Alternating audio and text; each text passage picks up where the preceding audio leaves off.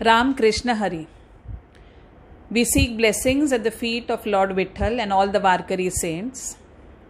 In the previous section of Sant Muktabai Charitra, we saw how the Brahmin council at Paitan happily gave the Shuddhi Patra, that is a purification certificate, to Nivrutinath, Jnandev Maharaj, Sopandev and Muktai to be handed over to the Brahmin council at Alandi.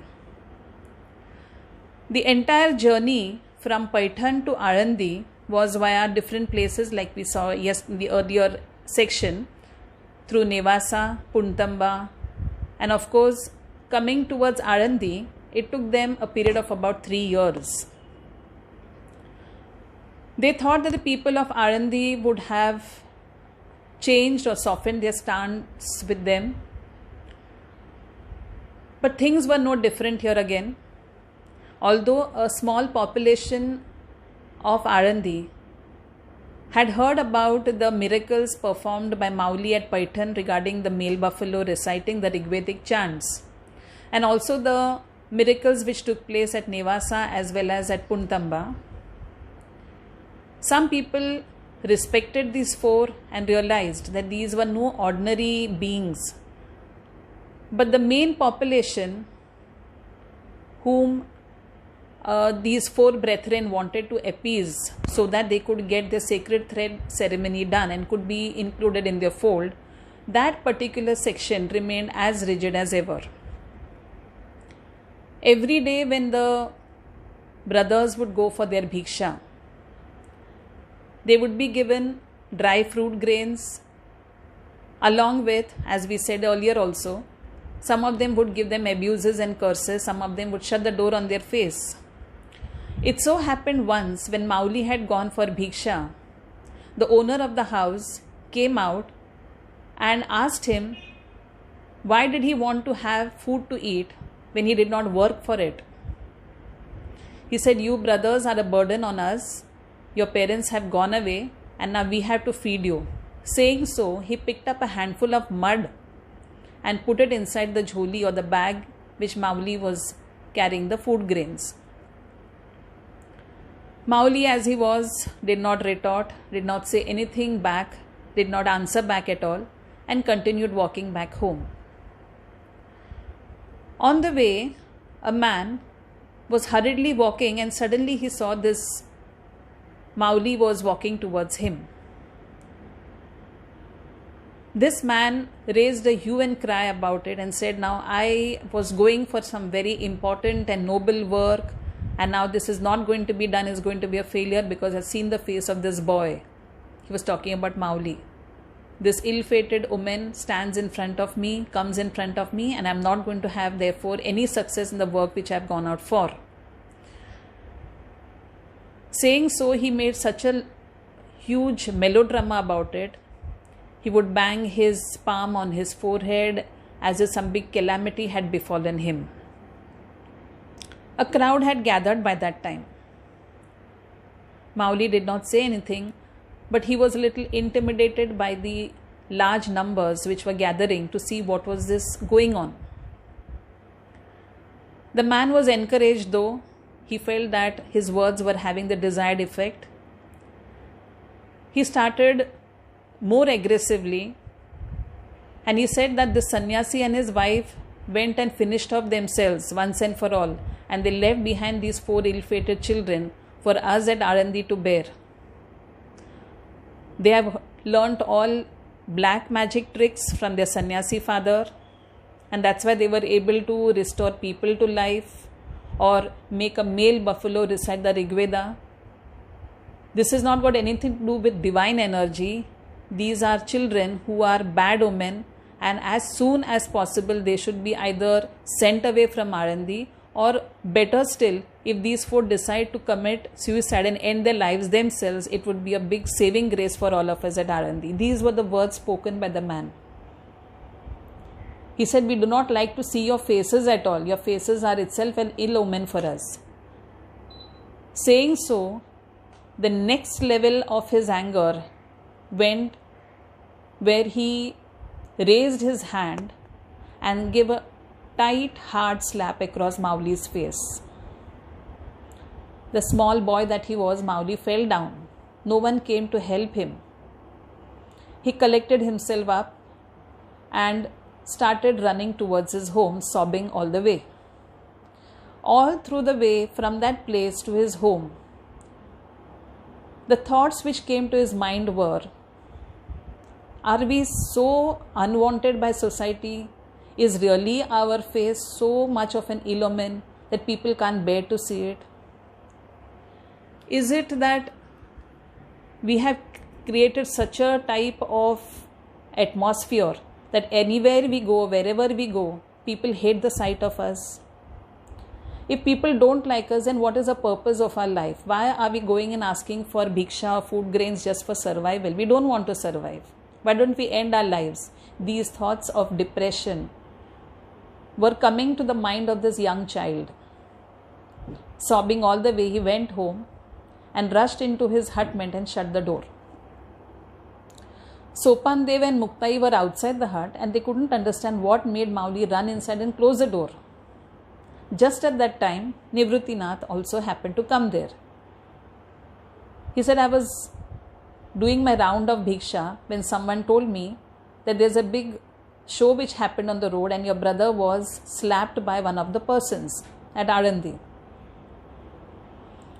He said, have you seen where Nyanbai is? Sopandev and Muktabai rushed towards the hutment, but Nivruttinath put his hand on Sopandev's shoulders, gesturing him, do not go, let Muktabai handle it. He knew very well what was the reason for all this, because he was himself a great yogi. Muktabai went to the door and tried to gently tap on it to see if it would open. She called out to her elder brother Nyandev and she said, Nyanda, can you open the door? Don't get so dejected. Don't be so depressed. Now when she talks this, she talks in a way a mother would explain things to her child. Here we should forget the fact that she is younger to Nyandev by about 4 to 5 years. We should remember one thing, that she is Adi Maya, Adi Shakti. This instance is of specific importance because whatever words of advice, profound philosophy that she is talking to Nyandev with the door in between, that has a great impact on not only his life but even on our lives. These are in the form of small abhangs, a 4-liner abhang, which are called Tatiche abhang. The word Tati means door. At the end of each of the verse, she says Tati Ugda Jnaneshwara, where she says, open the door, O Jnaneshwar. Now the door here should not be merely looked upon as a door of the hutment where they are staying. It is a door which she is asking him to open, to understand or to remember what his true mission is. Why has he come on incarnation on earth? See, what happens is, we all are born with a certain mission, but we get so lost into the material world, the illusory world, that we forget what is our real motive. So here also, for a fraction of a moment, Jnaneshwar Mowgli had forgotten what was his true mission. And he felt depressed. Depression and dejection are not for saints. They are for common people. So this advice which she gives him through these abhangs, there are about 11 abhangs here, very small ones. These are supposed to be taken as pointers for us also, that we should not forget what our true mission in life is. We should therefore open the door of our soul, not of the house. Here Tati is not for the door of the house. It is Tati means the world should be opened to us. For that we need to open our eyes, not our physical eyes, the eyes of our soul. And we should understand, remember what our true mission is. These abhangs will be presented to you in a graphical form, for which we are very grateful to Shri Akshay Ayre, the founder and director of Vitamin Art Pvt Limited, who has been a great help and support in designing the graphics, the lyrics in Marathi as well as in English. Akshay Ayre is a very renowned Bharatnatyam dancer. He is a teacher to many students and he himself is a student of Carnatic classical music.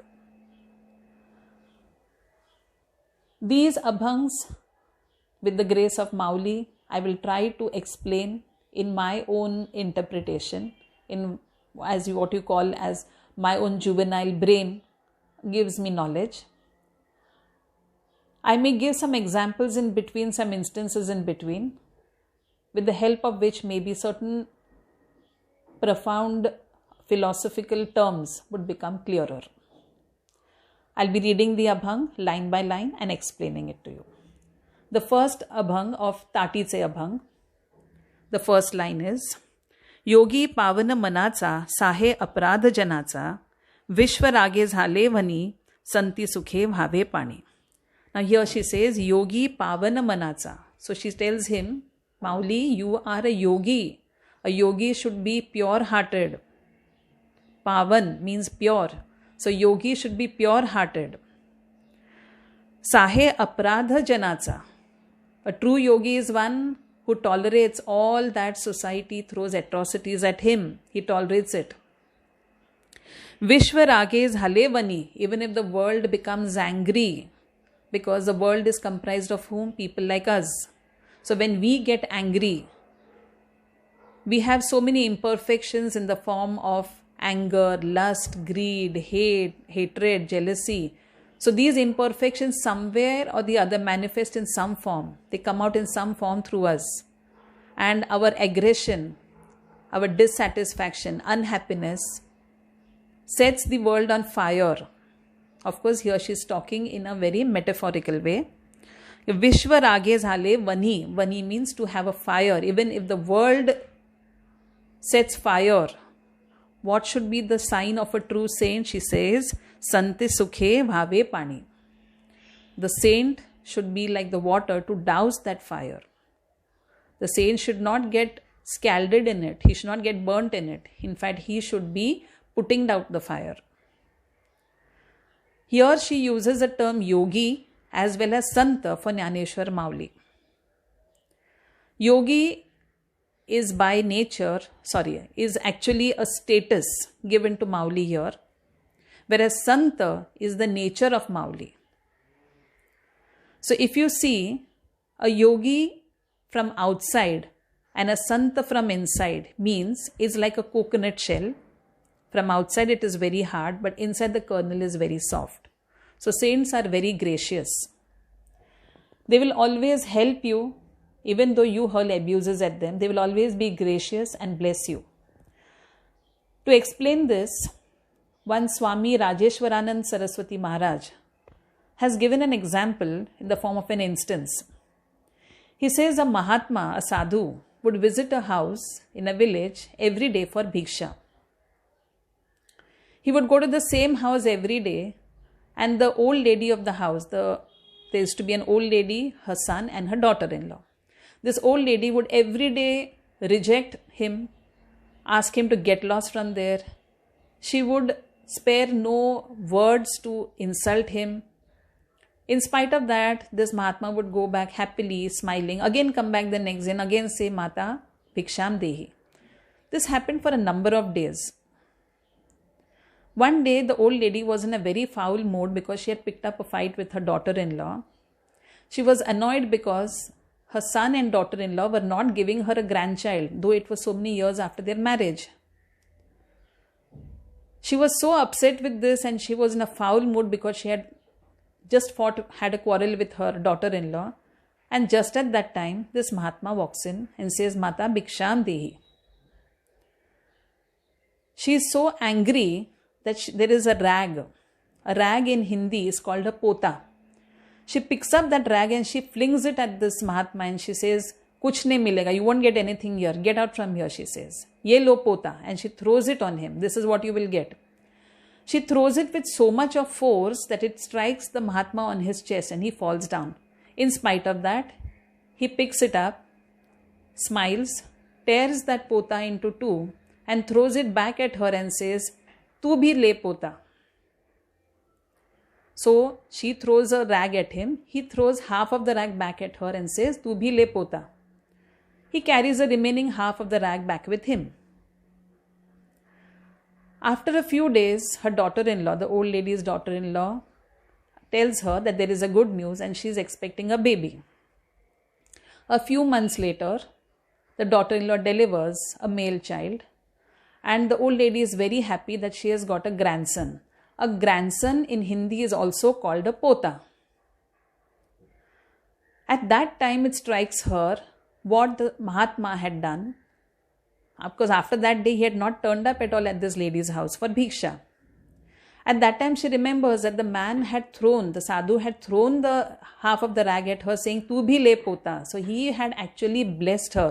Though she had abused him, hurt him, throwing a rag at him, he had thrown her a grandson. So pota has two meanings in Hindi. Pota is a rag with which we mop the floor and pota is also a grandson. So what this story tells us is that whatever you throw at a saint, he will always give you back good things only. He will never hold a grudge against you or a revengeful attitude with you. The other half of the rag which the sadhu carried with him, see what he did with it. He removed the threads from it, dipped it in oil which he had collected from somewhere as bhiksha, lit a lamp using these threads as wick and placed it in front of his deity, the god to whom he was worshipping. So what is the meaning of this is that the saint or the sadhu or Mahatma, whatever you throw at him, you throw him a soiled piece of cloth also, he will make it so beautiful and so divine that it becomes an offering to the Lord. So this is what Muktabai also is trying to tell us through this abhang, that even if the world is aggressively on fire, the saint has to be like a water and douse the fire out. Now we come to the next line. Shabda shastris hale klesha santi manava upadesha. That means when words become like very strong weapons, words are very strong weapons, and words can cause klesh, that is a disturbance or turbulence in us. But what should a saint do? A saint should not show the same reaction as what common people do. A saint should take it as an advice. So whenever someone uses bad words at a saint, he should take it in his own stride as a piece of advice. About words, it's very important to note a doha of Sant Kabir, which is telling us the importance of words, because words are so strong. They are shastra, as what Muktabai also tells us. They are weapons. So they can create wounds also on you. So what is the doha of Sant Kabir? Let us see that. Shabad shabad har koi kahe. Everyone talks words. Shabad shabad har koi kahe. Shabad ke haath na pao. Words don't have hands or legs. They don't have any ways or limbs.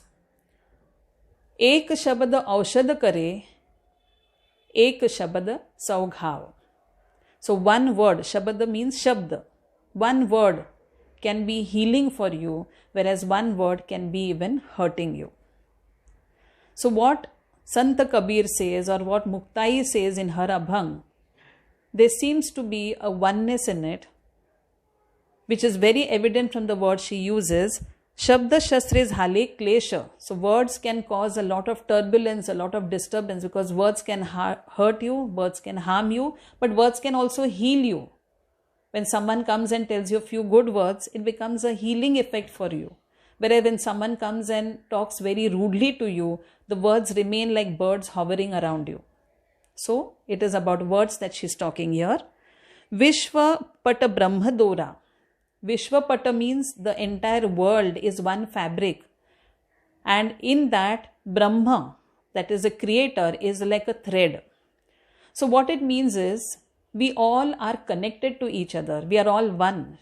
She is indirectly giving Jnaneshwar Mauli the philosophy of oneness or Advaita, because she is Adi Maya. and he is Jnaneshwar, the wise one. Between Maya, Adi Maya, and the wisdom is present the door, the tati, the veil, the curtain.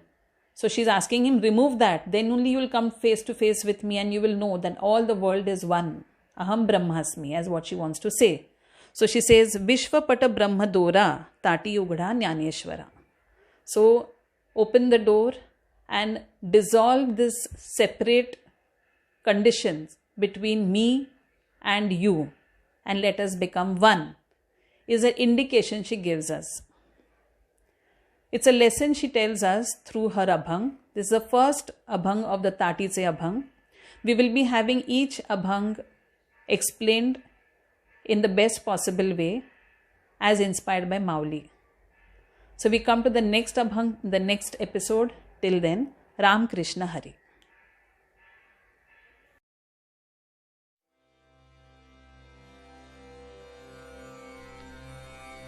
योगी पावन मनाचा साहे अपराध जनाचा विश्वरागे झाले वन्ही संती सुखे भावे पाणी शब्द शस्त्रे झाली क्लेश संती मानावा उपदेश विश्वपट ब्रह्म दोरा ताटी उघडा ज्ञानेश्वरा।